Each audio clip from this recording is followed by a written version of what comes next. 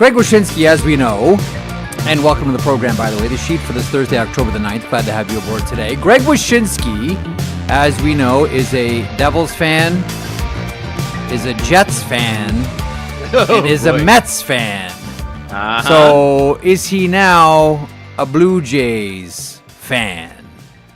Vladdy Guerrero saying the Yankees lose is now my new ringtone. That was funny. That was good. I'm so proud of the Blue Jays. I tweeted a Canadian flag flapping in a bright blue sky last night. The last time you'll ever see me do that. You'll do that in 2026, Italy.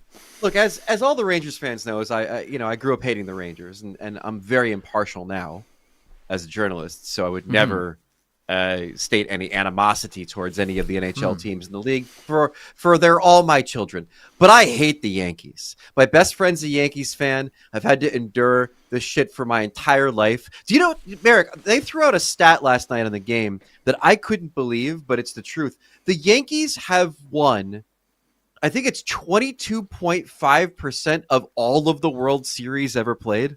Like, that's how successful this team is. Yeah. And they did not always play in a league with just 5 other teams. Like, they've played in So it's not the Habs. So it's not the Habs. Okay, what you're saying. League for a very long time. So they're insanely successful. And I've always had to hear this nonsense about A, how good they are, and then B, their fans whine when they go into this drought, which for them is, I think it's like 15 years, which for them is, it might as well be 100 years. Yeah. And so it brings me so much. Do you understand how much joy I felt last night when I'm sucking down my Thai food after a long day of writing and whatever, and I'm watching this Blue Jays game, and they're beating the Yankees, and they're increasing the lead, and then eventually Fox, who's covering the game, just gives in to showing me a supercut of miserable morons in their Yankee gear with their head in their hands, and they're sad and they're crying and they're looking around and being like, when do I leave for the subway and give up on this notion that the team can come back? Oh God, it was beautiful. It was so beautiful. I couldn't be happier with the Jays. Go Jays, go, I say. So you know what makes that delicious is there are so many people that hate the Yankees. That is a big part of being an MLB fan. Is you're a fan of the Cubs, the Cards, Dodgers, Sox, Mets, Jays, and everybody can unite in hating on the Yankees. I think you and I are on the same page about this. The NHL needs the Yankees. The NHL needs that team that has everything at their disposal and a massive fan base, an international brand, and it's a team that everybody can all unite in hating. And the key to it all is they have to have a history of success. I was checking the boxes. I was checking the boxes along for our friends in Florida. And then you got to massive fan base and international brand. I'm like, damn it. That's what you need. But that's what you need though. It's like you can there's a lot of teams you can hate on. And your immediate rival is one of them, but like one that's like universally despised. Listen, I thought a lot about, and we're going to talk more about the Connor McDavid contract today, whether you like it or not. I know it's been chewed up and spat out just about everywhere on Hockey Talk Radio and podcasts, etc. But there's one element of the Connor McDavid contract that we haven't talked about yet. And I do want to get there on the program today. Irfaan Gaffar is joining us towards the bottom of the hour. So here's what's coming up today, Greg Wyshynski and gentle listeners / viewers. The Blueprints is powered by FanDuel. Make every moment more with North America's #1 sportsbook, FanDuel. And coming up on the program today, he's already here. He's here Tuesdays and Thursdays. He is Greg Wyshynski. Also coming up on the program today, Irfaan Gaffar from Daily Faceoff, DFO Rundown Insiders Edition with Dave Pagnotta from the fourth period. That made its debut yesterday. We'll talk to Irf about that show, some insider news, and also the Vancouver Canucks since he's based there after all. We'll talk plenty about the Eichel deal. Jack Roslovic signs a contract with the Edmonton Oilers as the Americanization of the Edmonton Oilers continues. We'll get into that. We'll talk about the 14 games around the go in the NHL this evening, and Greg Wyshynski has promised a game show. I have one. You have one. I know. I've come around on it, so I'm here for the game show. If we can, in some way, I would like to try to get everybody in the chat involved in it too. But nonetheless, we have a game show coming up later on today. You'll be part of the game show. I promise you. It's a pretty simple one. You can get people in the chat involved. Again, hit us with that like as well if you're watching on YouTube. When's the last time we had a truly hated team that fits your criteria? Was it the Penguins? No, like honestly, it was probably the Montreal Canadiens. But we're talking like we're going. Well, I mean, hang on, I shouldn't say that. The Philadelphia Flyers, and a lot of that was stylistic in the 70s. They were hated. I don't think the Oilers were hated. They were hated. I'm going to talk about the 80s Oilers. They were hated by, everybody in the Smythe Calgary. division. Like Calgary and Vancouver and LA, like Winnipeg. Like they're all hated by that division. But like real animosity though, the Montreal Canadiens. Like they were the most successful organization. I always make the tongue-in-cheek joke that, going back to 1917, there is no such thing as the original 6. There's an original 1, and that's the Montreal Canadiens. Every other team is an expansion team. But it's true. That was probably the closest thing that we've seen to everybody hates the Yankees in the NHL. It was Montreal. I think we all retroactively hate Chicago now because of what happened. But at the time, I don't think that they were necessarily as hated as Montreal was or Philly was. No, it was Here Come the Hawks. Remember 2010, Here Come the Hawks? And it was all about looking back at 1961 and everybody learned who Ed Litzenberger was. Oh, he was the captain? And then we didn't hate Boston because, Boston became an anti-hero. They became like Magneto when they played Vancouver. and we all loved the heel beating up the bigger heel. I don't know. I would make the argument, and you could maybe say that international brand wise, the Penguins don't necessarily have the same draw as Montreal, and you'd be right. They're not an original 6 team. But I would make the argument that at the height of the Crosby backlash Penguins, that they might have been the closest thing we've had to fitting your criteria of a New York Yankees big bad for hockey, because they weren't liked. It changed a bit later when people recognized the greatness of Sid, and we can all stop worrying about the Penguins and embrace the fact that this guy's a generational talent and is what we should all aspire to be. But there was a time when people were like, ugh, the Penguins? I don't know. That'd be the only one I can think of in the last 20 or 30 years. They're not like they're not like the Yankees, because part of the Yankees Montreal like comparison, I think, is also Borg collective acquisition of talent. And the Penguins were never like that. And maybe you can't be like that under the cap. I mean, that's the last team we had that was like that was probably the Red Wings back in the early 2000s, when all of a sudden, like, they had an all-star team in around like 2002. Because that's part of it too, is like Montreal, when they were great, was also a team that was able to kind of like attract all this talent, retain all this talent. And they super teams. They after Jean Beliveau said no to them and he was going to stay playing with the Quebec Aces, the Montreal Canadiens bought the league that Beliveau played in, so they could have Jean Beliveau on the team. He was like, I'm good here playing with the Aces. I'm making enough money, and so they bought the league. That's why. That's what you do when you're a heel team. When you're a heel team, that's what you do. That's why I say the Montreal Canadiens. I wish the Panthers had more market penetration, because like they're that team. They're the team that acquires other players and retains other players and has the tax benefits. And they play like a bunch of little heels, and it's literal rats on the ice. Like all of that is there for them to be the big bad of the NHL. But I think you're right that you can't reach Yankee status if you're a team that is a scant 15 years away from handing out free tickets to anyone with a valid driver's license in the state. And a position on the power play if you want it. Here is some tickets, and do you want to play second unit PP? Just saying. They've made a lot of strides down there. Jack Eichel. Yeah. And the 8-year contract and the 13.5. I was on this morning with Colby Cohen and Carter Hutton on Morning Cup of Hockey. And we're talking about Eichel. And it was something that you said last week. I think it was last week you said that really stuck with me, Greg. And that was how much, and I don't think Kelly McCrimmon went to Jack and said, how's your neck feeling, Jack? Let's talk contract. But I think when you do something like that for players, or you do something significant for players' families, like what's the one thing that we're hearing about, Connor McDavid and the Edmonton Oilers, how well Daryl Cates treats McDavid's family. Yeah. Like that's the one thing that would never concern ourselves with. But when it comes to Jack Eichel, you can look at this deal and say, here's another guy coming in under market value, even as we're looking at salaries now under the umbrella of a $104 to $107 million salary cap. Like Jack Eichel is well underpaid. I really do wonder how much, one, he's happy there, two, they're winning, and three, when all he heard from the Buffalo Sabres was, no, we want to fuse your spine. Mm-hmm.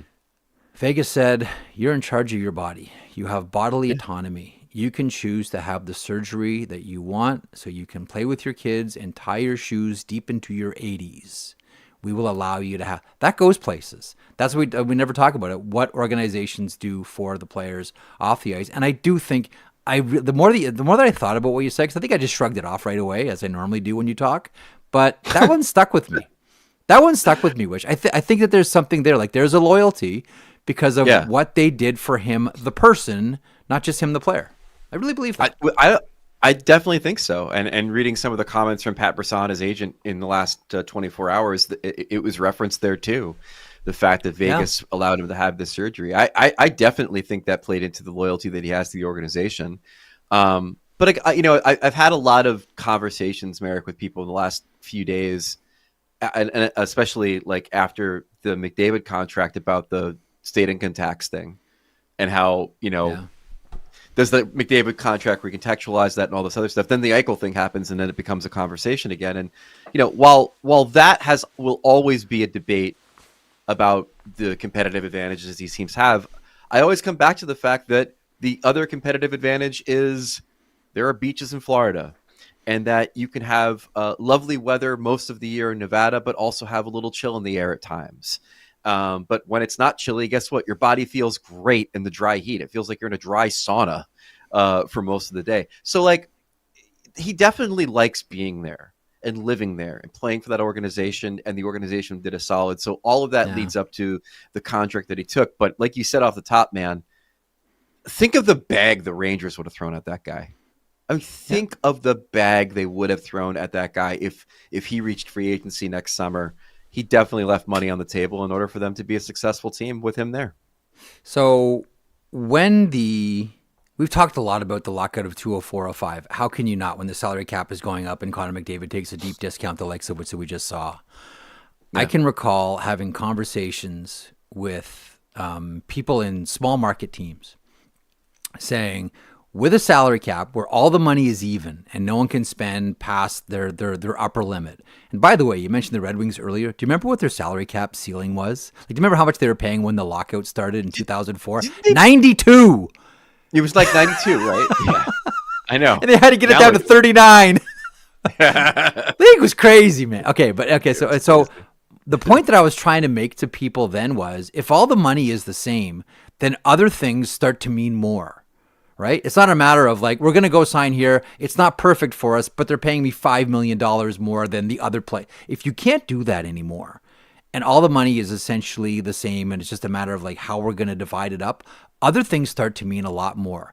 That's where the state tax issue happens. That's where the climate happens. That's where starting families and raising kids and all these other things all of a sudden start to matter. And we're still seeing it play itself out. And we're seeing it play itself out with Jack Eichel.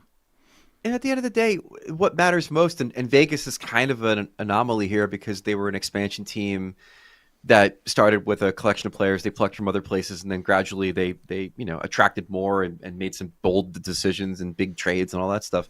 But like at the end of the day, a lot of these guys are sticking around these teams because they're good. Like, why wouldn't you want to play with the Lightning if Kucherov and Hedman are there? Why wouldn't you want to play with Florida if their spine is Barkov and Lundell and Ekblad? Why wouldn't you want to? Mikko Rantanen's not playing in Dallas if they're hot garbage. Like, these teams are good. You're right. And that's part of it too. You're right. And they're not. And by the way, the other part about the state tax issue is that they're not always going to be good. Hedman's going to retire. Kucherov is going to get old. Who knows where the Panthers are, in 5 or 6 years. We're already seeing it with Nashville. Seattle's never been worth a damn. Then I'm state income tax. Like, not all these teams are going to be good. And then what are those conversations that we're having? What do they look like in 10 years when all of a sudden, Chicago's trending up and Detroit's back in the zeitgeist because they have like all the Hughes brothers. Like, I mean, it's just a very centralized discussion right now about a situation that we're currently living in. There's a sidebar to all of this that nobody is talking about that I'm happy that you and I can chat about here in 1 second. I want to take a quick little detour right now for 2 seconds and read something. I just got a text from a friend of ours. And I don't want to say who this is because I don't want to embarrass Shayna Goldman. So I'm not going to say who this is from. The intro of your show was a personal attack from you two, she's a Yankees fan. I'm mourning. I can't listen to this stuff. FFS. Sorry, Shayna. I'm not. It's not Shayna. I just don't want to embarrass Shayna. Her name does rhyme with Shayna Goldman, though. Whoever you are, I feel really bad about this, but at the same time, I don't. I got a lot of Yankees fans in my life. I got relatives. My best friend. Yeah. So my best friends are Yankees fans. My best friend texted me the other night. And he said during Game 3, and he said, I have tickets for Game 4. And I said to him at the time, I hope you enjoy your refund. And then, like, Aaron Judge hit a home run. And I felt like a schmuck after that. So, like, listen. I'm a Mets fan, for God's sakes. Do you think I don't take it on the chin every single year of my life? And Jets, too. Let's not forget about that. And New York Jets. Well, less said about that, the better. Okay, here's one aspect of the McDavid situation, and to some extent, maybe the Kyle Connor, and to some extent, maybe the Jack Eichel, and we'll see about the Adrian Kempe and the Martin Necas and the et cetera, et cetera, et cetera. The fact that Connor McDavid took, 60% less than his true value is, considering his position in the game as the greatest player in the world. We know what that means for Connor McDavid. We know what that means for his teammates. We know what it means for the organization. We know what it means for the fans. But what does this say about the CBA? Do tell. The document that has been put together by the NHL and the Players Association has got us to a spot where the best player in the world feels the only way that he can will his team to win is to make a significant sacrifice. That there's nothing else that can happen under this CBA. Now, I understand that the motivations for teams and players are different. The motivation for players is the Stanley Cup. We all know that. And teams will say it's a Stanley Cup as well. But the real motivation for NHL teams, like any other team, is the value of their franchise. Mm-hmm. What do you think this says about the CBA, where the economic system that has been created between the NHL and the Players Association has led to Connor McDavid, not the team, Connor McDavid, the biggest star in the NHL, having to make this massive sacrifice if he's going to win the Stanley Cup? So what I find interesting is here's where I thought you were going with this, and maybe this is where you are going with it, which is that it would be advantageous to the NHLPA and its tippy-top elite players, and advantageous to the teams as well in order to retain these tippy-top elite players to have some level of salary cap exemption for your superstars. Is that where you're going? Yes. Whether it's luxury tax, superstar exemption, all these types of things, because the only thing that can be done here is by the player. What did we talk about earlier this week? We talked about it's not the player's job to manage the cap. But you know what the player is doing here? Pay for the mistakes of managers past. Yeah. The player is managing the cap for what Ken Holland did, what Pete Chiarelli, the player is managing the cap here for the Edmonton Oilers. We know what it means as a reflection of the league, the player, the team, the fans, all that. How does this reflect on the CBA? I think poorly. I mean, if you're taking it from an NHLPA perspective and you're like trying to make life as easy as possible for the people in the union, then forcing them into situations like this where they feel obligated to take less to support the rest of the roster. I mean, listen, he's playing general manager. He's playing general manager. He thinks it's great. It's redistribution of wealth within the team. But welcome overall, to the Marxist sheet here. Yeah, exactly. but mostly you don't want to put your superstars in that type of situation, and we've already seen a few guys do it, with one glaring exception. And if I may, Minnesota, Jeff Marek, you want to take us there? Listen, I want to give a shout out to my friend Pierre Lebrun, who I have had many bottles of wine with, I think, during my time on the road in the last 15, 20 years, whatever it's been. I'm very jealous of this angle that he had in The Athletic today. I'm going to tell him that later on in a DM. But if he's really out good. there in the world, let someone know that I'm very jealous of this. He spoke with Bill Guerin, the GM of the Minnesota Wild, for The Athletic after the Eichel contract. So now we have seen Connor McDavid take a haircut for the benefit of his team being a contender. Kyle Connor take a haircut, in theory, in order to stay in Winnipeg and keep that team together. Jack Eichel take a haircut in order for the Vegas Golden Knights to continue to be a Stanley Cup contender during his time in Vegas. And then before that, we saw Kirill Kaprizov get offered the biggest contract in the history of the National Hockey League, reject that contract, and then get an even bigger contract after it. $17 million per season starting next year. And here is what Bill Guerin had to tell Pierre Lebrun. Look, everyone's got a price to where they want to play in their market, and Kirill is worth that to us. He's that important to us.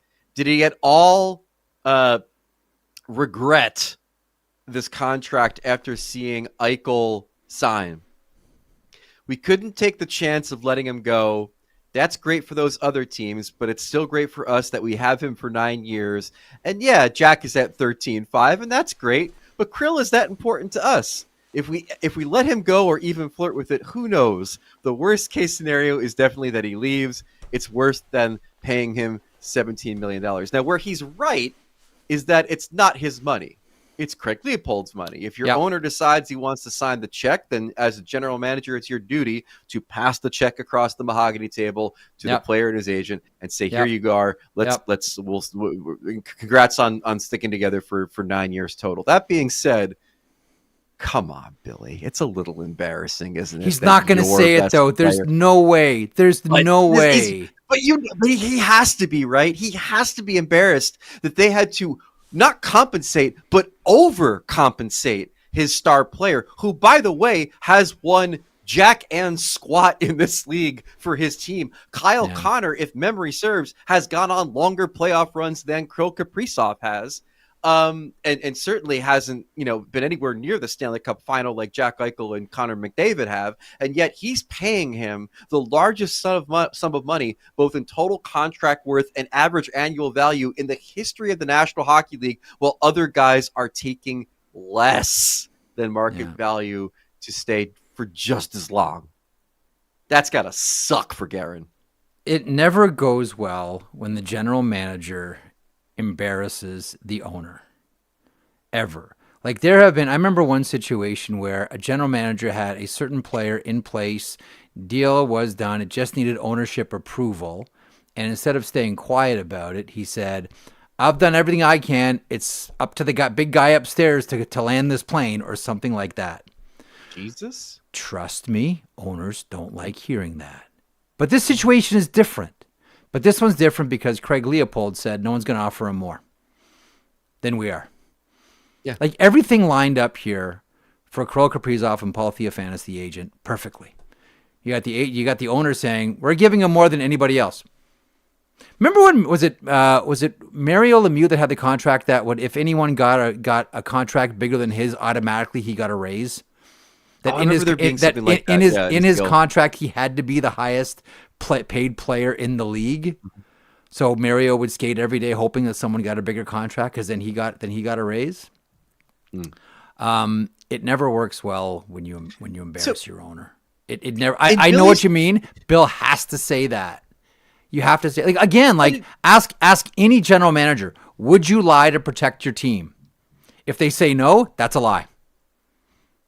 Let me take Wild's advocate for a second here. In Billy's defense, like, all politics are local, and so when McDavid signs, he signs knowing how much Leon makes and how much Hyman makes and how much Bouchard makes, and where his salary needs to fit within the context of what's already there and what else they need. In Eichel's case, it's the same sort of thing. They've got Marner on the books. They've got Hurdle on the books. They've got Theodore on the books. They've got all these guys on the books, and he knows what he needs to make because those guys make that money, and he knows how much he has to make to keep the team competitive.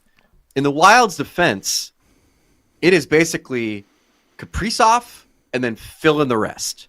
Like, they don't know ultimately how much they're going to have to pay Bouillon or what Rossi will make on his next contract. Like, they got Boldy for, I think, an extension, but, eventually he'll need a new deal. Like, it is now going to be easier for them to give Kaprizov this deal and color around him than it is for these other teams to give these guys large deals and then figure out how they're going to, work the rest of the roster. So we're all defend Billy on this notion that he shouldn't be completely pissed off at Theofanos and Kaprizov for making the Wild look like a bunch of dummies for giving him that money when everybody else is taking a discount that are better than Kaprizov in some cases.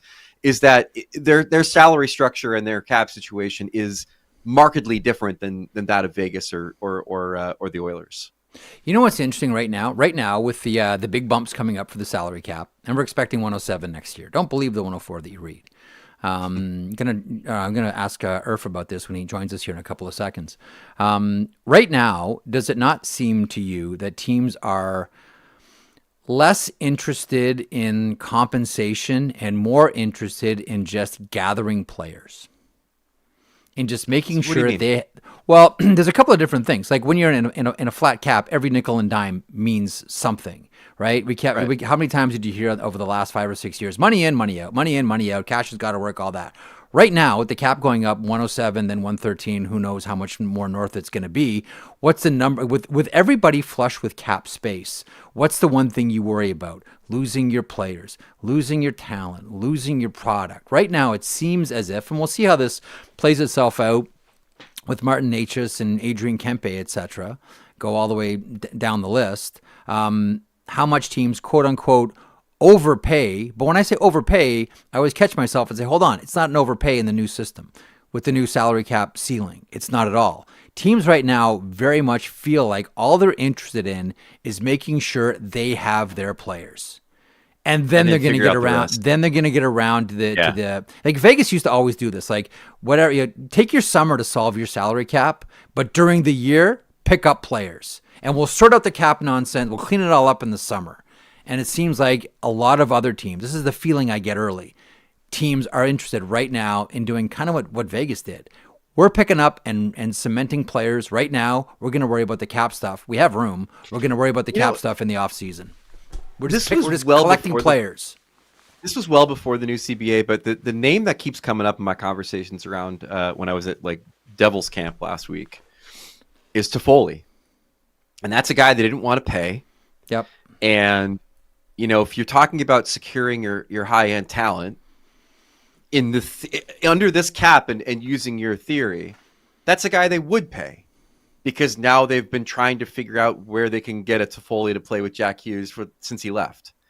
Dadonov being the latest addition to the ever-changing wingers for Jack Hughes. So that's a really good point. Like, I think if it was now and they knew where the cap was headed, it very much would have been, let's just give this guy his money. He can score 30 goals next to Jack Hughes, and we'll figure out what the bottom six looks like. Yes. But at the time, they were like, we can't, God forbid, we commit the years and money to this man. Yeah. And I think maybe that was a mistake. Picking up assets. Okay, before we get to Irf, the show is brought to you by Good friends at Simply Spiked. Gathering with friends is about creating memories, and you do want those memories to last forever. Enjoy every juice drop all season long with Simply Spiked. Available in 3 delicious flavors. The OG Summer Classic, Simply Spiked Lemonade. That's always a favorite. Try a sweet and juicy sip with Simply Spiked Peach. Or check out the newest flavor in the Simply Spiked lineup, Simply Spiked Limeade. Perfectly sweet and tart. Don't know which one you want to try? Cherry Limeade or Blackberry Limeade? Why not try them all with the Simply Spiked Variety Pack? These juice beverages of 5% alcohol contain real fruit juice and are the perfect, refreshing drink. Simply Spiked pairs perfectly with any occasion. Hang out with friends, backyard bonfires, and more. Simply Spiked launched in Canada in 2023 and has been bringing the juiciness ever since. Pick up Simply Spiked at your local liquor store for your next hangout. Must be legal drinking age. Please celebrate responsibly. With that, we turn the recreation over to the host of our newest property here at Daily Faceoff. He is Irfaan Gaffar, no stranger to this channel, host of DFO Rundown Insider Edition with Dave Pagnotta of the Fourth Period. Irf, how are you today, pal? Great launch yesterday. How did it feel to be on with our man Dave? Thank you very much. It was great. Honestly, Dave and I have known each other for over a decade. Had a lot of fun, covered a lot of events in and around the National Hockey League, and us being able to do this once a week, provide insight, information, have some fun, different guests on. I think it'll be something that people do like. But let me say this before. You two, okay, the absolute OGs of the podcast world and hockey sports broadcasting. So it is a pleasure to be with you two. Oh, please. On this fine Thursday. Technically, hang on. I always point out, technically not the first. We were the second. Puck Podcast was the first. Puck Podcast, I got to give it up. They were the first. I know Greg's rolling his eyes. I know we did daily for years and years and years. Someone probably made the first, plane, and then, someone made a better plane. The pleasure is obviously all Marek's to be on with us. But I do appreciate you saying such wonderful things about my long-term podcasting husband and me. It's very sweet. We already had Shayna Goldman. We already had Shayna Goldman give us our Well, I actually had Shayna Goldman insult us earlier. I'm here to give you your flowers. She was an OG podcast listener too. So, and now she's a big superstar with a big brain, smarter than all three of us. Where are you on the Jays right now? Are you on the bandwagon like me? Oh no. Not really, and I haven't been a Jays guy forever. Look, I grew up and the Yankees were good. That was my team. Oh damn. I'm not one of the people that live in Canada and are like, oh yeah, you have to love Canada because you have to love the Jays because they're in Canada. I'm sorry, can't do it. Can't do it. You don't. Cannot do it. I don't buy into the notion of Canada's team. We talked to Sid about that. No, hang on. Wait. The Jays are America's team now. They just beat the Yankees. That's how this works. That's right? True. So the Jays are America's team. We talked to Sid after the Penguins-Rangers game the other night, and Johnny Lazarus actually asked him about his Jays fandom. And, of course, Sid put over that they're Canada's team, and you've got to root for Canada's team. But all I could think about is, that kid had a Marquise Grissom poster in his room, right? He's 100% doesn't give a shit about the Jays. Yeah. His dad was, posting Andre Dawson posters and Gary Carter. Going away. There's a picture of a young Sidney Crosby and Andre Galarraga somewhere, right? There's got to be. Tell me about the time you brought Tim Raines over for drinks. Yeah, no, Sid gave the answer that he had to give, and now everyone's going to be like, Sid loves the Jays or hates them, you idiot. Well, whatever, it's fine. All right. Hey, listen, we're trying to figure. I was putting forward the idea earlier in the show, or I'm not sure if you caught it. That we've sliced and diced the Connor McDavid contract and all the fallout from it and what it means for every party. But to me, this is outside of all those conversations, which are all very much legitimate. To me, I wonder about what this says about the CBA. That here's this biggest superstar in the NHL, and the only way he can find to help win a cup here with his team is to make a monstrous sacrifice, whereas the team itself cannot do anything similar, if same. Do you have a thought on what this situation with Connor McDavid says about this economic system that is put together? And it's both sides. It's the NHL and the Players Association who have agreed to this economic model. I don't think it's a good look. I don't. Yeah, I don't think it's a good look either, but also Connor McDavid has to win. And I think that when you're taking this contract, Leon Draisaitl can have the longest career that he has, and everyone's going to know Leon Draisaitl for being a Hockey Hall of Famer, future, an excellent player. But if you talk about Leon Draisaitl and he doesn't win a Stanley Cup, that's okay.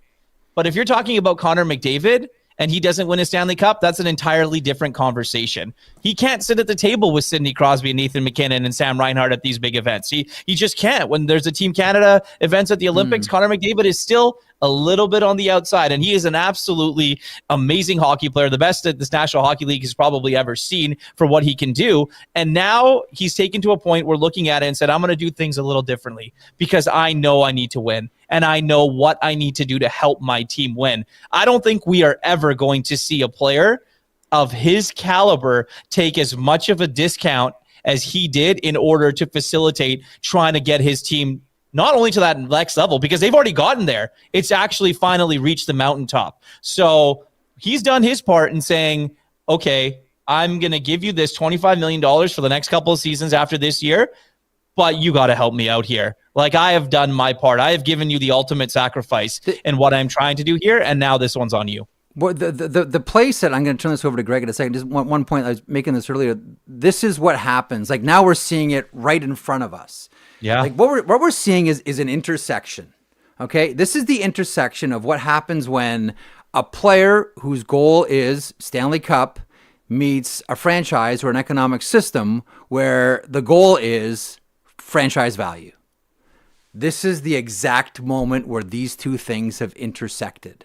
Because there's no outside money that can be brought in here. There's nothing can be done within that document. This has been the document that's been put together. Everything the NHL does, everything the commissioner does is in service of franchise value. We just saw with the Sportico valuations and how much these teams are worth and how much expansion teams are going to go for. It feels like this is like the real obvious moment where one side is interested in one thing and the other side is interested in another. Oh, 100%. And look, I think with what you just mentioned, the Edmonton Oilers, I looked it up just before I joined you guys. They're up to $2.76 billion in their evaluation. Like, that is a lot of money for Daryl Katz and his hockey club. And, everything in and around. You guys have obviously been to Edmonton and know what it's like in and around there. It is a party. It is a business. And I think that that's the biggest thing. Once these teams start realizing they are businesses off the ice and what they can do, I think that's what the Edmonton Oilers are doing, that they're going to have to go. But their biggest asset in Connor McDavid has now taken so much less money than he could possibly get. Yeah. It's now up to Jeff Jackson and Stan Bowman to try and, get over that hump. And I say this again, like, how are you going to do that though? What assets do you have in the pipeline that you can go and get players? Who are you going to trade? What do you need to do? So they're going to have to get creative here in the next little while. But McDavid's the outlier. I mean, I heard you guys talking about Kaprizov. Like, that one is insanity. It really is. And I don't blame Kaprizov at all. Because if someone is willing to give me that much money, I am going to take it every day of the week. And the people are saying that, you had to take less for a chance to win. No, you get your money. If you were really one of those guys that is going to get your money, you go and get it. And I know the Jack Eichel one that just came down the other day, $108 million, 13.5. There was talk that it could have been 14 and around. The bonus structure, and that is nuts. He makes so much money in the first 3-4 years of his deal that really it's okay. And I think that that's what you're going to start seeing. So some more of these guys that are going to need contracts that are in that level, it's going to be interesting. But I guarantee you, if the Oilers don't win in the next couple of seasons, next few years, the next contract for Connor McDavid will not be an Edmonton discount. 20%. If you're Connor, just say it now. My next deal will be 20%. Thank you. Like, what's Quinn's deal going to look like? Well, it won't be an Edmonton discount because he won't be in Edmonton. That's why. Yeah, exactly. That's why it won't be an Edmonton discount. The two things I'll say that, like, first of all, your soliloquy about him not winning reminded me that more than him beating Gretzky's record, I'm happy that Ovechkin won a cup. Because even then, if he beats Gretzky's record, the caveat is there, the criticism is there, he becomes Marcel Dion instead of becoming Wayne Gretzky, as far as like the guy who did all this stuff but never won anything. The other thing I'll say is that, to Marek's point about how the CBA's kind of screwed the players, is like, if we're to take the framing of these team-friendly deals at face value, then you become either a greedy guy like Kaprizov, or you become a guy who wants to win like Eichel or McDavid. And that's a hell of a paradigm to have to put these guys into, when in actuality, you should just try to make as much money as you can as a professional. And like Marek said, in many cases, don't pay for the mistakes your team made in the past. So it's even more of a burden on these guys. And again, like that, we talked about the fallout from the McDavid contract, and we talked about how the general managers are going to point to him and say, be like Connor. Well, now it's be like Connor, be like the other Connor, be like Jack Eichel. Like, there are more and more examples of this happening, where it's going to be harder for a guy like Cale Makar to be like, pay me $17 million a season. Yeah, and that's another interesting one, because Cale Makar and Quinn Hughes are two guys that mean so much to their teams. Cale might have to fall in that like 1B category, but Quinn, like you mentioned with Connor McDavid, Jeff, 20%. Like, say it now. Like, he is the Vancouver Canucks at this point. Unless Elias Pettersson decides to come back and get his powers back, then it's Quinn Hughes is that guy. So, you know who isn't upset about feeling greedy though right now? It's Kirill Kaprizov. And I think that's one of the things that we're going to have to go and sit there and look at, that different players, different agents as well are going to have different ways that they're going to go and negotiate with teams. The starting point for Quinn is $15 million a season. I say that because Dougie Hamilton makes $9 million, Palat makes $6 million, so that's $15 million the Devils will have open by the time Quinn needs his contract. Well, and it's funny. I saw the graphic come up when Jack and Luke signed. I said Quinn is going to be both of those contracts combined. It might get up to 16, easily. 17 million. But the Vancouver Canucks. And Irf, he's going to take his brother's power play time.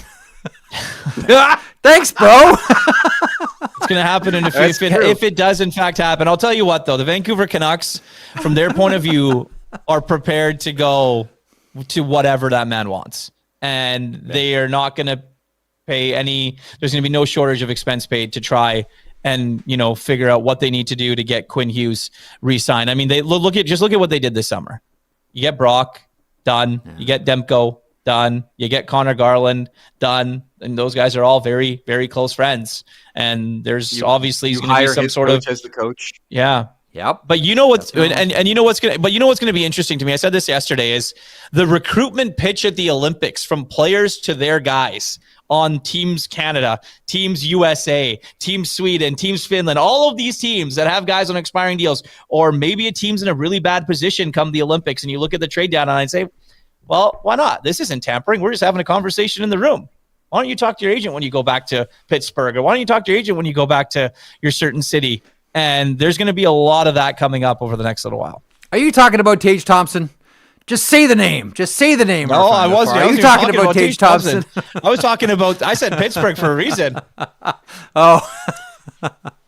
Listen, I put out my standings projections this week on ESPN. Everybody can check them out. I have Vancouver in the wild card. Am I crazy that they can be a playoff team this year? Nope. You're not. Nope. I think most you look at most sports books, they have them at 90.5 points, exactly where they were last season. I think that last season everything went wrong, and they still were able to do that. So, as Jim Rutherford has said so eloquently, if everything can go right, we're a playoff team. And that is the everything. The big circle and asterisk about that is Elias Pettersson. That is their biggest acquisition that they need to make. Like, if he can come back and be the guy that he's a 102-point guy and take his team into the fight more nights than not, this team will go and be successful. There's a surrounding cast that's there. And Vander Kane, motivated guy, expect 20 out of him. Guy like Jake DeBrusk, who could quietly put up 25, 30 goals. Brock Besser, I know he only got 20 last season, but he's going to be a guy that probably is going to be expected to go 30 minimum. What happened to, speaking of Rutherford quotes, what happened to, we're going to overpay for a second line center because it'd be more expensive not to?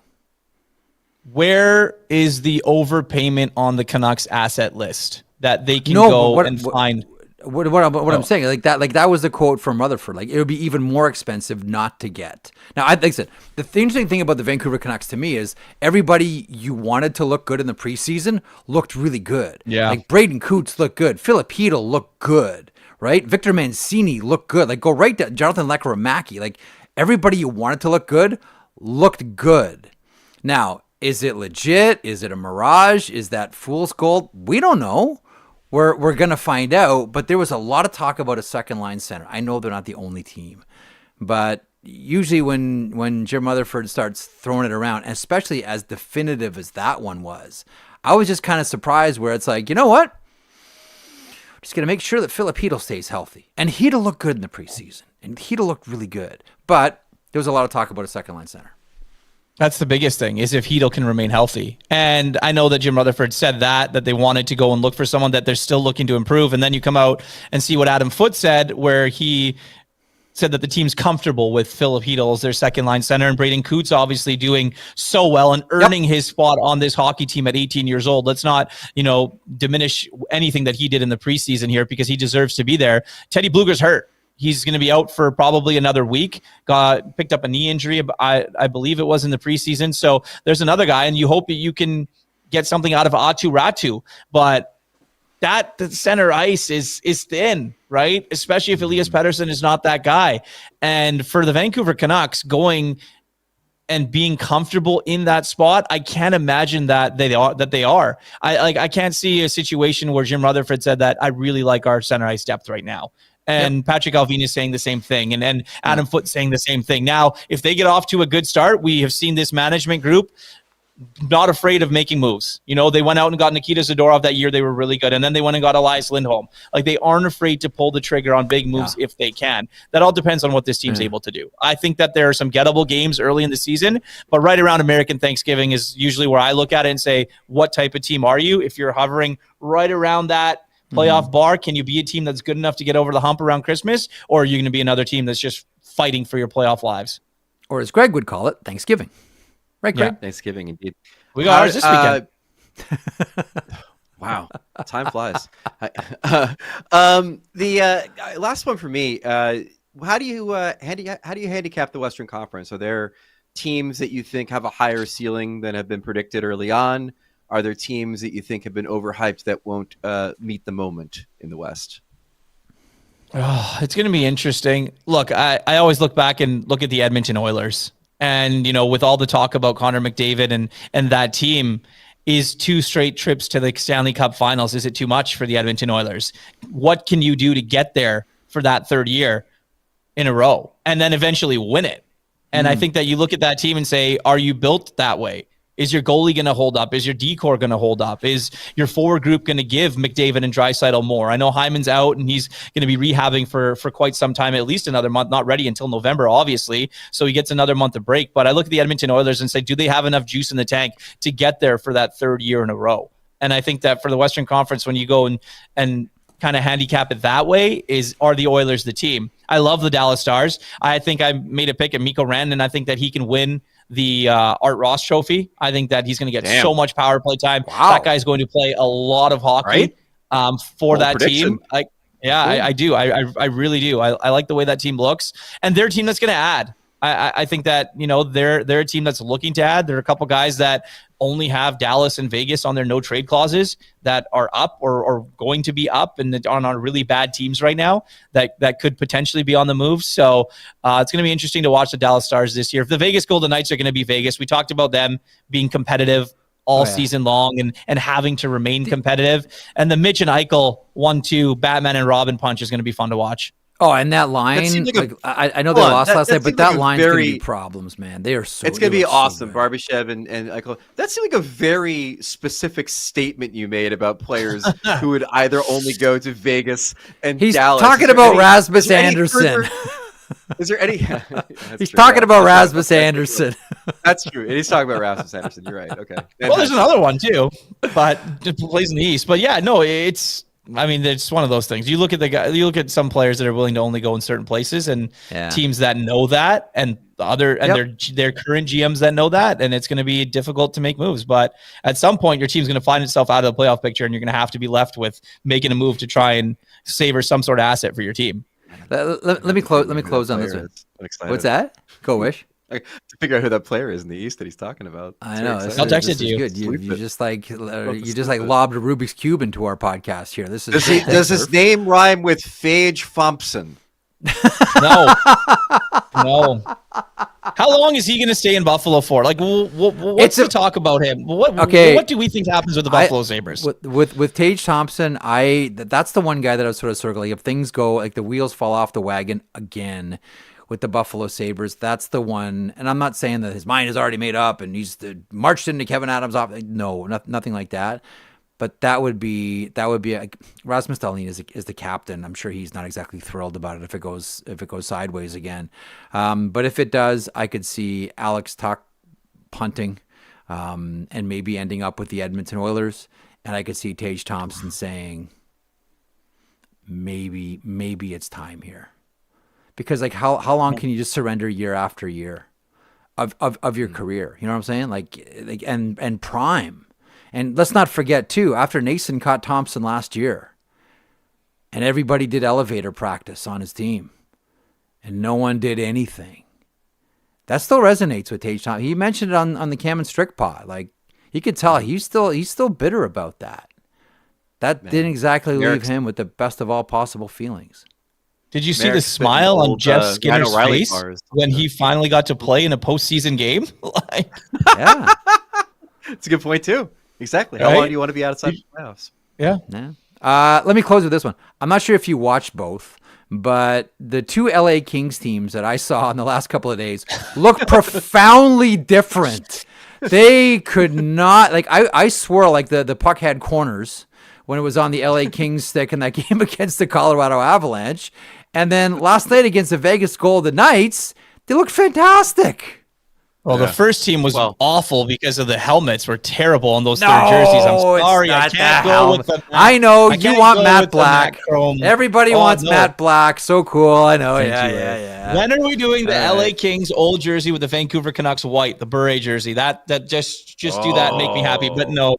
Mentioned the LA Kings. They were anemic in their opener. They really were. They can't generate on any offense. And I think that after that game, people looked at the LA Kings and said, oh my goodness. And then you looked at the performances from guys like Cody Ceci, and then they could have had Gavrikov. Like what was going on there? And then you watch the team yesterday and you go, Grant Clark, Quinton Byfield, these guys are coming out and playing. Byfield, oh my God, he's so good last night. He does. Those hands in tight. Oh, that was such a beautiful goal. Yep, really nice backhand. Okay, listen, we very much look forward to Wednesdays, 3 o'clock Eastern, for Daily Faceoff Rundown, DFO Rundown, Insider Edition, you and Dave. Always a pleasure. Catch up soon. Yeah. And let's come back and do it again. Gentlemen, keep well. Appreciate it. Thanks, thank you for the kind words, too. My God, he was so sweet. Putting us over as the OGs, Marek, of the podcasting. He's just saying that we're old, man. I mean, that's old guard is what I assumed he meant by OGs, not original. It's like, what do you think? What do you think Sid feels like when like a young kid like Benjamin Kindle joins a team and he says, "Wow, I was a big fan of yours growing up." Ooh. I know. I used to listen to you guys when I was a kid. I mean, but I wonder what the age cutoff is right now in the league as far as like I was a big fan of yours growing up. Like, what is it like? Like, are there it's like a 29-year-old? Probably, right? Because if you're Matthew Schaefer, right? Yeah. A 29-year-old means you were 12, right? When you became cognizant. And that's when you 12 years old. I think it's 12 years old where you form your brand attachments, right? Yeah. Like that's when you sort of attach to like the things I consume, the things that I watch, the products that I use. That's when brand attachment, I think, really happens. It's not. I mean, it's also what you remember. So it's not inconceivable that there's a 26-year-old getting that from a teammate. Your poster was on my wall when I was 9. Wow. Right? Nah, but it wouldn't be your poster was on my wall. It's like you're my screensaver. You're my screensaver. Yeah, I need to update the reference. Right. Your poster was on my wall. My wallpaper. Get your Farrah Fawcett posters off your wall, Wish. Posters on. What am I? Farrah Fawcett. I used to have 8 pictures of you in my digital frames that rotated in my bedroom. I don't think I ever had a poster of a starlet on my wall growing up, but I will tell you that if it was, who? Wasn't a who. It was a what. My parents went to in Toronto, went to the premiere of the movie Jaws, and everybody got a picture of a poster of a shark.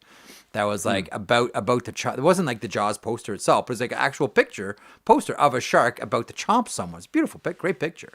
And I thought it was so cool. And I'm like, oh, can I have that in my bedroom? And my parents were like, okay, yeah, sure, knock yourself out. But that the light in the hallway would shine right on the poster as a kid, and I would be terrified. But I didn't want my parents to think that I was like scared or anything, even though I had like slept with the covers over my head. So it stayed on my wall for years, and as I was really young, would like terrify me going to bed because that hallway light would hit the shark, and I would get scared.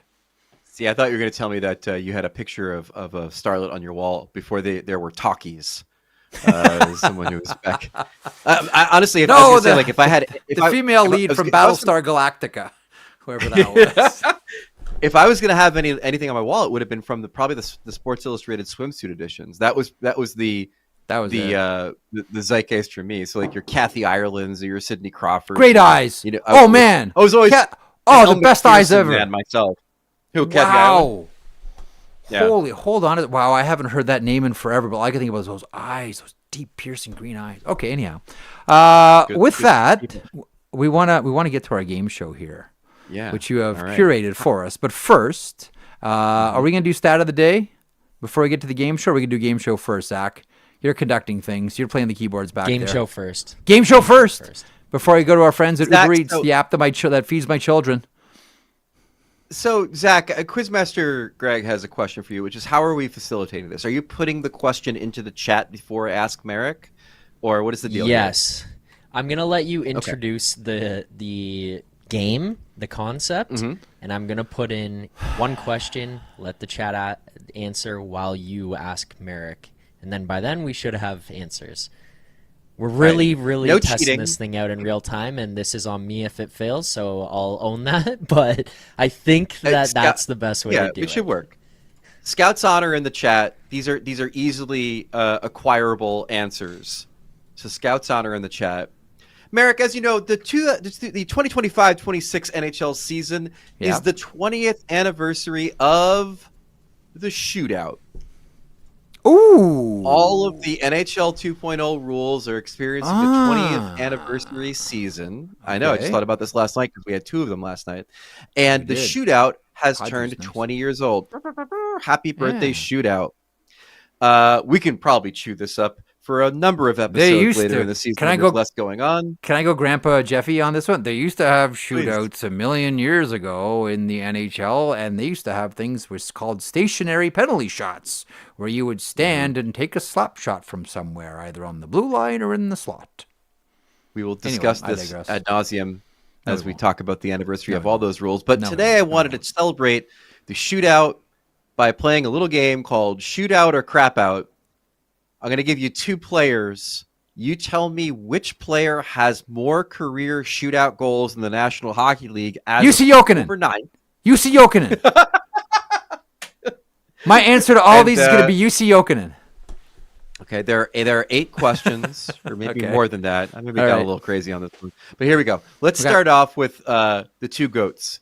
Sidney Crosby or Alex Ovechkin? Who has more shootout goals in their career? Sidney Crosby. That is correct. Sidney Crosby, 46. Ovi, surprisingly 37, even though the knock on him is that he's not been a very good shootout performer. Yeah. As you watch. Well, do you think one of the big tells was with shootouts, you knew because of the blade that Ovechkin wasn't going to go backhand? Like if you're a goaltender and you look at a player that has like a curve and the likes of which Ovechkin did, you know he's not going to, do the fake forehand and go backhand move. Whereas Crosby, you don't know because essentially he uses a Dave Keon stick. That and also his goal scoring is more blunt force trauma than wizardry and nuance. I think that's probably the real reason. All right, moving. So you're 1 for 1. Woo! I might write that down. 1 for 1. Okay, so question number 2. Okay. Who has more shootout goals in their career, Jonathan Toews or Joe Pavelski? Are we counting the World Juniors in this one, or is it strictly NHL? Literally said NHL goals at the beginning of the quiz. Okay, well I'll start to pay attention now. My instinct is to say Jonathan Toews, but I'm going to go with Joe Pavelski. You know what? You got to trust your guts, man. Jonathan Taves, 52. Joe Pavelski, 47. Jonathan Taves, second only to teammate Patrick Kane in the highest number of shootout goals in the last 20 years. Absolute money. We think about, I mean, I do anyhow at the World Juniors, just like maybe TJ Oshie's name is going to come up here in a couple of seconds, although you won't be able to count him at the Olympics. Who has more shootout goals in their career? Two guys that are considered to be amongst the best defensive centers of all time, Pavel Datsyuk or Andrei Kopitar? Just going with my gut, Pavel Datsyuk. The answer is Andrei Kopitar. I thought you might get this one based on longevity. But the amazing part is that Kopitar has 43 career shootout goals, playing for as long as he has. Mm-hmm. And Datsyuk had 40. Yeah. That's like a 40 shootout goals during his career. Like him and Sam Gagner were the Wizards of, and then a little bit later on, as I mentioned, UC Jokinen with the Peter Forsberg / Kent Nielsen move. But like Pavel Datsyuk wasn't just money in the bank, but it was like money in the bank plus he was on every highlight clip for what he was able to do. Yeah. So I don't know. So hang on. So my head has betrayed me, and now my gut has betrayed me. What am I going to use? What am I going to use now? The force. It's not just forwards that do the shootout, Marek. It's also defensemen. Adrian Aucoin. Who has more shootout career goals? Is it Victor Hedman or Roman Josi? Victor Hedman. That's correct. Victor Hedman has 11. The force. Roman Josi has 7. The force. Be in the game, not of the game. Be in the game, not of the game. Could you imagine being a goalie and seeing that big, tall giraffe coming at you? Can you imagine being a goalie and seeing Zdeno Chara come down and like start scratching his back with his blade? No thanks. He does a lacrosse goal and it hits the mezzanine. Okay. Here's a fun one. Who has more shootout goals, Marek? Brady Tkachuk or Matthew Tkachuk?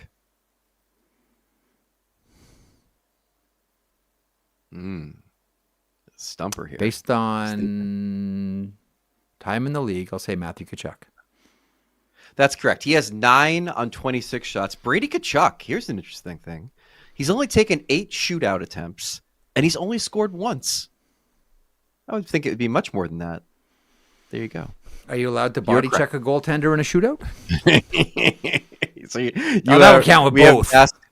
1, 2, 3, 4, 5 questions. You've gotten 3 right. You're doing pretty well so far. Woo! Who has more shootout goals? Old guy edition. Claude Giroux or Corey Perry? Corey Perry. That's correct. Corey Perry, 34. Giroux right behind him with 31. Very good. Ever since I started using the force, this is great. Oh, this is awesome. Yeah. 3 for 3. But it's not just the old guys that take the shootout, Marek. There's also young guys taking the shootout. Who has more shootout goals? Macklin Celebrini or Adam Fantilli? Oh, wow. Great one. Oh, man. There would have been a lot of players ahead of Fantilli, but he has played longer. I'll take Fantilli. But I know you're going to surprise me with Celebrini. Oh, it is Fantilli. Adam Fantilli has 2, and Macklin Celebrini has 1. Well, you've gotten 5 right, which guarantees you that you've won the quiz since there are 9 questions. Clearly. So let's forge on, shall we? Clearly. Who has more shootout goals, Evgeny Malkin or Steven Stamkos, 2 of the more accomplished goal scorers that we've had in this league over the last 20 years? Malkin. Wow, with authority, and that is correct, sir. Malkin has 25. Stammer has 23. And finally, folks, it's not just people who score goals that do the shootout. Sometimes terrible offensive players do the shootout as well. Who had more career shootout Marek Malik. Marek Malik. Brooks Orpik or Adam Foote? Wow. Now, first of all, let's not bury the lead. Both of these guys took shootout attempts. How, when you're the coach and you're looking down the bench at the guys who haven't shot yet, and you see either Adam Foote or Brooks Orpik, Do you ask Brooks Orpik? Like, do you ask the assistant coach if the mascot is allowed to shoot? it's like Mike Sullivan's looking down the bench, and all of a sudden he catches the psycho eyes of Brooks Orpik, looking longingly to try to get a shootout attempt. Yoo-hoo! All right, who had more shootout goals, Brooks Orpik or Adam Foote? I want it to be Adam Foote because I love Adam Foote. Not that I don't love Brooks Orpik, but I love Adam Foote. I want it to be Adam Foote, so I'm going to try to will this to being Adam Foote. It is, of course, Brooks Orpik who had one, whilst Adam Foote had, by default, none. Yeah, none. And that, folks, is shootout or crap out. Happy 20th anniversary to the most inadequate way to end a team sport game, the shootout. Remember Mathieu Garon, Columbus Blue Jackets? Yes, you do. Goalie. Was he the most accomplished shootout goaltender of all time? By save percentage. I feel like I need to do a second quiz. On who the best is. I'm just gonna I have rattling him around my brain that Mathieu Garon was the guy. Remember, we used to always talk about having like shootout specialists, and we would think like, okay, you're gonna have an extra shooter sitting on the bench just for the shootout. I always wondered about goalie shootout specialists. The goalie who was good at breakaways. What I'm interested in is in a shootout. Is it better to have someone who's all wibbly wobbly, jibbly jabbly like a Jonathan Quick, or is it better to have somebody who's more of a straight up and down structure guy like Marty Brodeur? I wonder in his shootout, who fares better, the guy who can freelance a little bit, or the guy who's going to have more structure? I think the best skater, and that's where the Russian goaltenders have everybody licked, don't you think? First of all, nobody does post play. Not that you need post play in a shootout, but like the way the Russians move their hips in the net is incredible, and the place where they all have everybody licked, as any goaltending instructor or observer or anyone that runs like In Goal magazine, for example, will tell you like the skating that the Russian goalies have is their major advantage. That's what Shesterkin's is. Fedotov accepted. Well, yeah, maybe not every single Russian goaltender, Greg Wyshynski. There have to be, as we like to say, there have to be exceptions that prove the rule. All right, so how did I do on that? I got 1, 2, 3, 4, 5, 6. You got six of 9. Nice, as they say. As they say, a mediocre man is always at his best. And 6 out of 9, that's a good Jeffy score right there. That's a good Jeffy score. Now listen, before we say goodbye. Yeah, I got one more. I got a couple of things to do. I got a couple of things to do. I got a couple of things to do here. So, stat of the day is a presentation of Uber Eats, the app that saved my parenting. Uber Eats is enabling fans to maximize their fandom all season long with exclusive game day deals on the app. From game day eats to paper plates and napkins if you're hosting, to all of the ingredients you need to make your favorite game day dip. Before, during, and after the game, Uber Eats is assisting every fan's hockey experience all season long. All right. By the way, Zach, as we bring you aboard, Zach's mom found something of him in an arena. Really? Wish you will love this. Really quick, before I get to the stat of the day, I just want, now that Zach's here, I want to have this fired up. So, Zach's mom found something of her son. She wandered the halls of various arenas north of the city of Toronto, perhaps Aurora, perhaps as north as Newmarket. You have this, Zach? Yeah, 1 second here. I got it. Wish, you are going to love this. Everybody watching on YouTube right now, have a good look at Zach and see what he looks like. He's got the Sea Dogs hat. He's got the hipster beard. He's got the hockey feathers. He's looking good. He looks like how old he is, right? Mm-hmm. Now, look what Mom found on the wall. As I totally filibuster here, waiting for Zach to pull this up. The key when you're look at this. Oh my God! Look at it. But give us the story, Zach. Look at that guy! Holy smokes! First of all, for those listening, hang on. Looking at a young player on a hockey card, right? Look at those ears. Was your nickname the Grey Cup? Look at those freaking ears on you.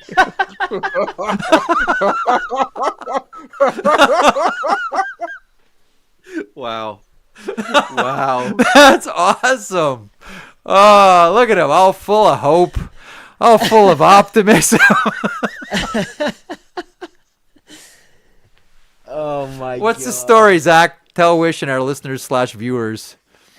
When we were playing it, like Timbits hockey here, everyone does a picture day. Yeah. And then part of the promo for the picture day, they used this picture of me Oh, so good. around all of the halls, and it was in these massive laminated posters in all of Aurora to advertise to purchase your pictures and your hockey cards and everything. Now. Everywhere. I don't know how recent it was. It wasn't like this year, but yeah, it was. My Yeah, we parents should saw it say up for the and benefit of those people listening, saw- it's a picture of Zach with 16 by 20 poster laminated. Will cost you $40. So it is an ad that he is appearing on, and I think Now- he looks like a good old all Canadian kid. Now, in this ad. It's very Zach, impressive. as your attorney, I'm gonna have to ask if you signed any documents to allow your name, image, and likeness to I be did not. used. Is it time to bankrupt a company, Zach? Is it time for us to lawyer up Cheap here? Enterprises is going after them. I don't know. It's good for him though. He'll be a little bit of a bender, but pretty good. I little think lean. at that point, right? Yeah, you got a little bit of lean. You're still not well balanced. I mean, you're barely old enough to piss straight. What are you gonna do? You're just learning how to play puck. Like, who cares? You're doing great. You're doing great, young man. And look at you, that little kid, actualized as the producer of this program. Congratulations. Yes. Congratulations. Thank you. Appreciate it. And Yes. that young man turned into the person who's going to present the stat of the day, courtesy of our friends at Uber Eats. Of the day. Yes, stat of the day came up because of last night. Austin Matthews joined a list of other players along with Alex Ovechkin, who actually also reached this tier with Matthews this season. They are now 9 players who have 13 goals in their season opener. There are only 2 players with more goals in the season opener in their careers. And those players, I don't know, do you guys want to guess before I reveal them to you? There's 2 players with 14 goals in their career in season openers. Any idea who they would be? I'm all trivia'd out since I was so awesome at the shootout trivia. Yeah, you I might will- as well I mean, I'll retire. take- Like, you go with a bang. Let me take Mario. That one. No. I'll give you one more All right, guess, just tell me and that. then I'll just tell you. Oh, Okay. Gretzky then. No. Michel Goulet Okay. and Dino Ciccarelli. Dino Ciccarelli. Wow. 14 season opening goals each.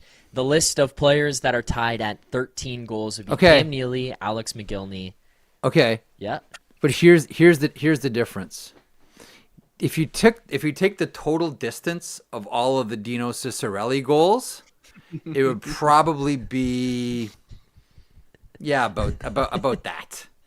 But if you take the distance of all the Michel Goulet goals, Be like then that. you've really done something. Much Essentially, wider.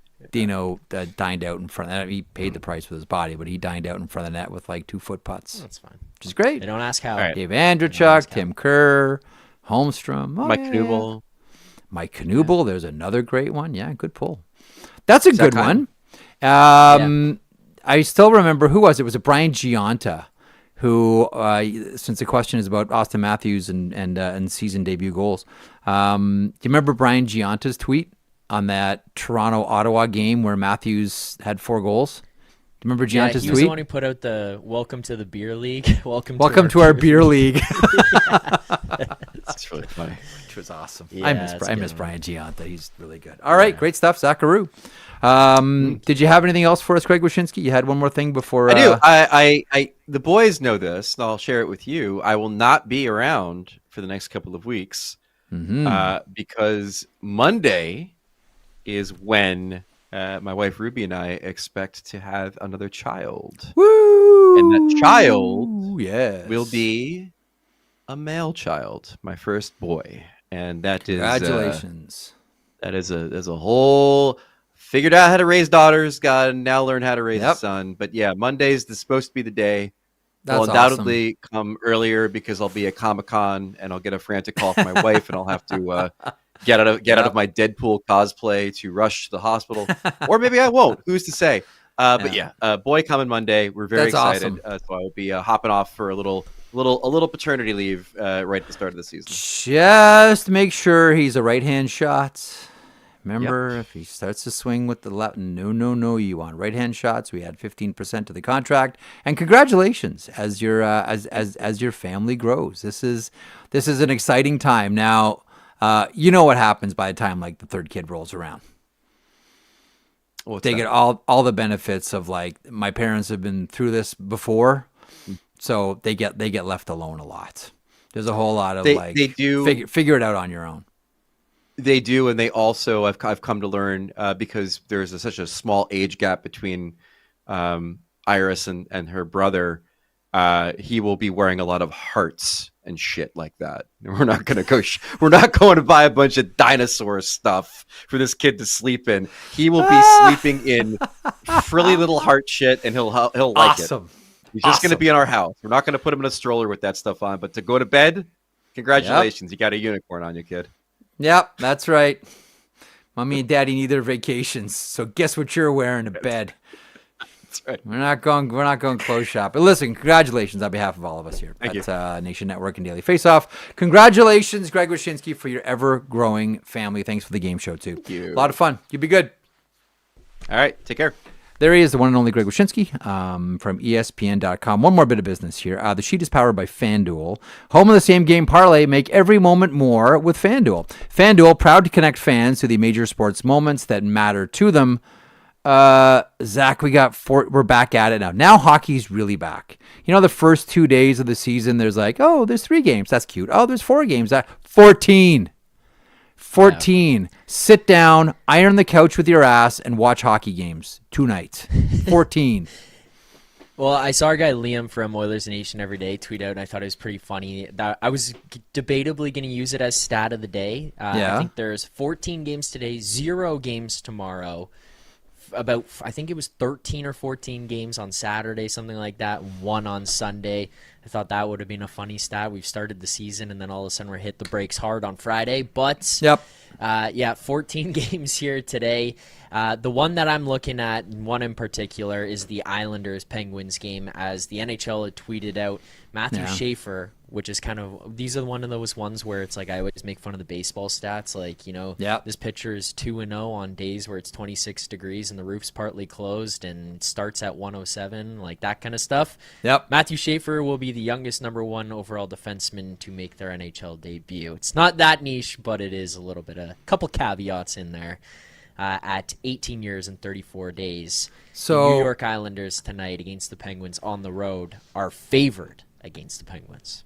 No surprise, the 1-0 Pittsburgh Penguins, after Dan Muse had a very successful debut at MSG, sticking it to and shutting out the New York Rangers. Speaking of Matthew Schaefer, so in the preseason, the 2 big highlights coming out of Schaefer are his 2 back checks. The one against Matvei Michkov for the Philadelphia Flyers, the other against Matt Rempe of the New York Rangers. I had one coach, this is how cynical coaches are. I had one coach text me about those back checks. And you know what he said? He said, the only reason you should be back checking like that, because all you guys go crazy for it, you think it's so cool, look at that race. He goes, is because he's out of position. Yeah, I knew that was coming. That's your look into like cynical coaches, and this person knows exactly what I'm talking about, and he's watching or listening right now. That's just like cynical old coach. Like you should never have to. You should it's like saying a goalie should never have to make a spectacular save. A spectacular save means you're out of position. If you're back checking like that, that means you're out of position. But the thing is, that's the exciting thing about Schaefer. All right, like I know that he didn't exactly hunt down 2 burners. Matvei Michkov is not a burner, either is Matt Rempe. But still, like that's a defenseman that's going to go deep as often as he can on every single rush. And it's going to be fun to watch. It's going to be so much fun to watch. Have the confidence to make the play and know that you can make up for it more times than not. It's something you're going to be okay with allowing. But yeah, that's pretty funny. That's the one where the D coach. Schaefer comes off, he pats him on the back and says, great back check, great recovery, kid. Yeah. Whispers in his ear, now how'd you get there? Yeah, you shouldn't, as a parent, you'll realize this one day, Zach. You don't get rewarded for cleaning up your own mess. Yeah. You made the mess. Now go clean it up. You're expected. If you make that mess, you're expected to clean up that mess. Nonetheless, I can't wait to see Schaefer play in the NHL. I've loved watching this guy, going back to his days in minor hockey. I'm so happy for him and his family, and we all know his story by now. I'm just so thrilled for this kid. He's the guy that even if you're not an Islanders fan, like, good luck not cheering for him. Yeah. You don't have a warm heart if you ain't cheering for Matthew Schaefer. On that note, Zach, enjoy the games tonight. Congratulations on the Toronto Maple Leafs. As is said all around Leafland. As all around Perfect season Leafland, is underway. You can't go 82-0 if you don't win the first one.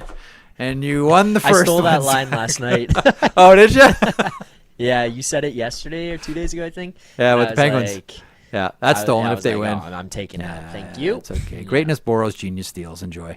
Thanks, Greg Wyshynski, as always. Thanks to Irfaan Gaffar for stopping by. Tip the Zamboni driver. Thanks for being in the chat. Thanks for the buns and the use of the hall. Don't forget Daily Faceoff live tomorrow at noon Eastern. This show on at 1 Eastern, as always. And then Morning Cup of Hockey returns on Monday morning, 9 Eastern, with the Impact players Johnny Lazarus and Colby Cohen. We're out. We're back tomorrow. Enjoy. 14 frickin' games. Woo! Enjoy it tonight. Talk tomorrow.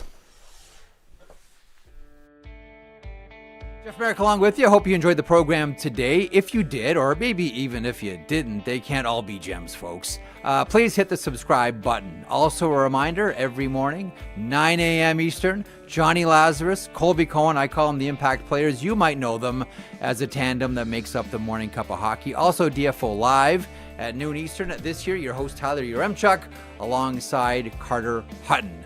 Full day's worth of programming right here on Daily Faceoff, your favorite YouTube hockey channel. And as a reminder as well, Zach Phillips, our producer here for the sheet, said if you subscribe, he'll buy you